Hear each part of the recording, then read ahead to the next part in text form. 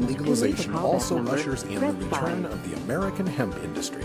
Get the latest news from the author of Hemp Bound and Too High to Fail, Doug Fine, in our Hempday Humpday update.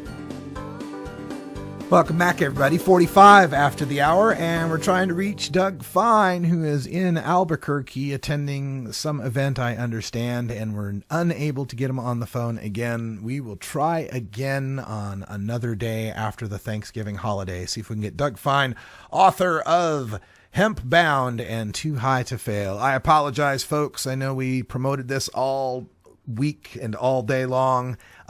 We will have Doug on the show very soon, so stay tuned for that. All right. Want to go back to this radical rant that I just finished up on this Leafly CEO. Now, I appreciate the idea that Bob Marley was more than just a stoner icon, right? That he was a philosopher, that he was an activist, that he tried to make real positive change in people's lives. I completely get that. But let us not allow these new MBA suit corporate types who are really good at making money, but have no connection to the marijuana culture, to sanitize and whitewash our heroes, our icons. Bob Marley smoked a pound of weed a week. You don't get much stonier than that, folks. And it's rare that you have an image that is so widely associated with marijuana, where just the picture of Bob Marley in any country gives you a pretty strong indication that you'll be able to get your hands on some marijuana. Few people have that sort of status. Willie Nelson, maybe. Snoop Dogg, maybe. But nowhere near as globally as does Bob Marley. And this is no diss on the Marley family. Hell, absolutely, man. Make money. I got no issue with that. I don't know, I'm not going to sit here and claim that how Bob Marley would have reacted to this. I saw some tweets of this go out, people asking, would Bob Marley have sold out? Hell, I don't know. Maybe, yeah. If the money's to be made and then that money can be redirected for good causes, feeding people in, Jamaica or something, sure. I'm not going to judge that. I have no problem with the people who, deservedly want to see Bob Marley's name associated with premium cannabis. Why not? Makes total sense. I wouldn't begrudge Snoop Dogg making his line, or Willie Nelson making his line, or anybody, right? That's great. Go ahead. And I'm really not so much begrudging Privateer for getting involved in this either. Aside from this warning shot I want to fire across the bow of all of these corporate people, this goes back to the open vape thing. It's all well and good that you want to capitalize on legalization and make some money, but you need to have some respect for the culture and the people that made this industry legal, that went to prison, that lost friends and family and pets over this, and not denigrate us. Yes, there are many cannabis consumers who are like me, who are, short-haired, professional-looking, middle-class, square-looking, whatever you want to call it. But there are also many of us who are what people would call a stereotypical stoner. I think when you watch Herb Thrasher Flower Hour, you might say, there's Radical Russ and there's Herb Thrasher, and one of them looks more like a stoner. And there's nothing wrong with that. There's nothing wrong with that. They're the people who've been associated with marijuana for the simple fact that they were able to be associated with marijuana, that their own personal expression made it possible for you to know that they were associated with marijuana. They're the people with true personal courage in this world.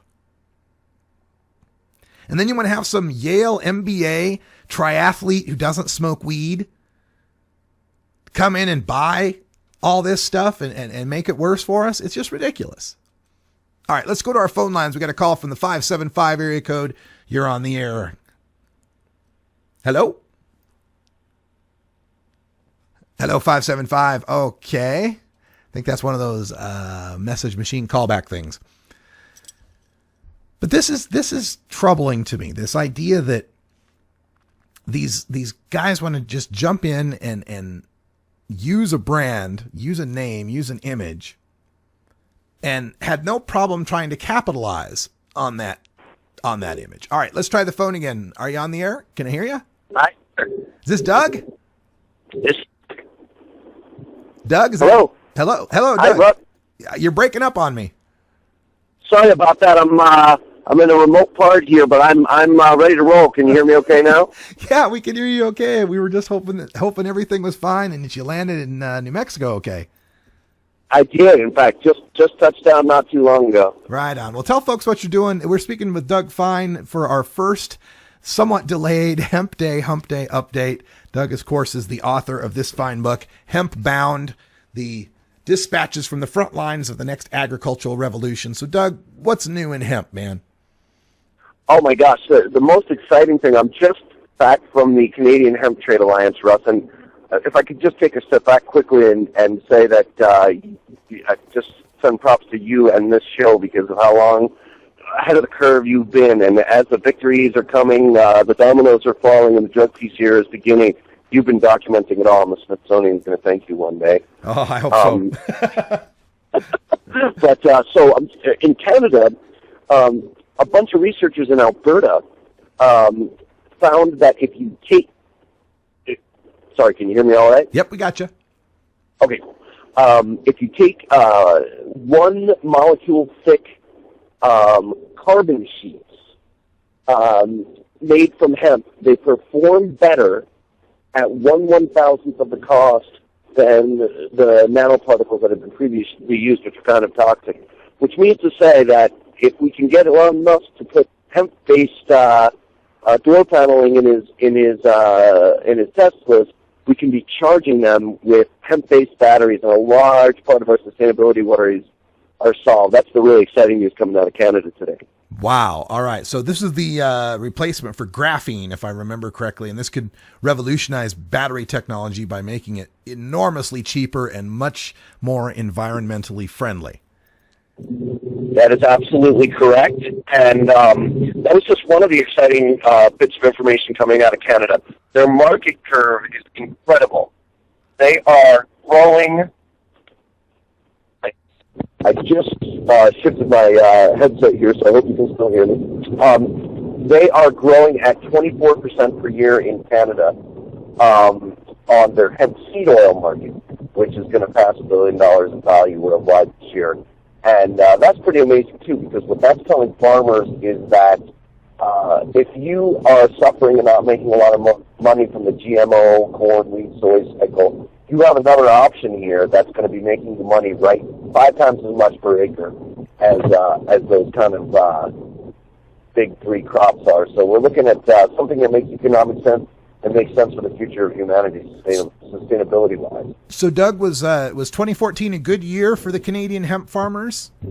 Best year ever. I personally think it was the biggest year ever for hemp in general. We had our Farm Bill in February that included a provision that permits hemp cultivation for research purposes in states that have their own hemp legislation, and as long as the farmers are connected with either an institution of higher learning or an ag department. I hope to be involved in implementing those regulations in Oregon, and I just wrote the legislation for my own state in New Mexico along those lines. And some interesting news along those lines is some folks are understandably kind of frustrated that only research purposes were authorized, but the state of Kentucky, which is, not a liberal state, its state agriculture department is interpreting that to mean you could do sales and market research as well, which in bottom line terms, Kentucky farmers are selling their harvest. So I'm not quite sure how that's different from commercial cultivation, but I'm into it. Sounds good. It's one of those this pipe is for tobacco use only type of things. Right. Hey, right. we got some questions coming in. Folks wanted to know on that Canadian production, how much of the percentage of that, if you know, is for seed oil? Almost all of it. In fact, wow. In the talk that I gave, I was nudging the Canadians to really start doing something with their fiber, because today they're burning it in the field, and they acknowledge that that's not the right way to go. First of all, props to the Canadians, okay? They started this modern industry back up in 1998. They had genetically modified hemp banned right from the beginning, which is fantastic. Whatever your views on genetically modified foods, it has no role in the hemp brand, and it's unnecessary. So they're almost exclusively growing for seed, but they're starting to think about oil, and it's really interesting to me, because as I travel around the world, where I was talking about hemp, I went to Europe recently, and the European producers are being dragged kicking and screaming into doing seed oil because they see the bottom line now in Canada, and just because they're used to doing fiber. China does a little bit of both, but it's really amazing to me the fact that you have these viable parts of the plants and they're not being fully utilized. But hey, I look at that as a business opportunity for Oregonian and all around American farmers as well to really take advantage of what we can see from looking around the rest of the world. There's just so much growth and so much marketing opportunity. Sometimes I think just personally from the shake to the hemp seed oil that I put in my own morning shake, I think that's personally floating the market. Hey, do you have a number for bushels per acre on the seed production out there? I do have a number on the amount of acreage growth. I know it's growing 24% per year, and it went up to, I might even have it in front of me. I'm pretty sure. Bear with me. The Canadian Hemp Trade Alliance's figures on the amount of acreage cultivated this year. Oh darn, no, I don't. I packed it in my other bag. But so I'll have to get back to you on the exact acreage. But the reality of it is, in the heartland provinces of Canada, in the Alberta, Saskatchewan, Manitoba, it's growing hugely. It's practically, double digits every year, but it's also still a niche crop. So in other words, as the demand grows, there's plenty of room for American farmers. One example of that is one of the largest processors of the seed oil in Canada, Sean Crew. And for listeners who don't know, I'm sure most do, that it's an omega balanced superfood. It really, truly has the ideal ratio between